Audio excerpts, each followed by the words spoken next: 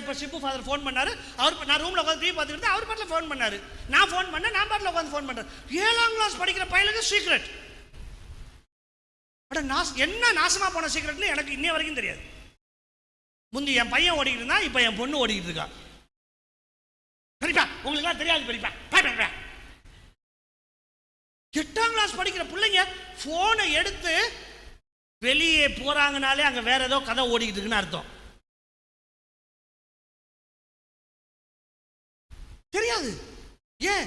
நம்ம பெற்றோர் தானே, நம்ம கூட நம்மளோட குடும்பத்தில் இருக்கவன் தானே, அவன் நம்ம பேசுறதை கேட்டா எந்த தப்புமே இல்லை, ஞானம் இல்லை, பயம்தான் இருக்குது.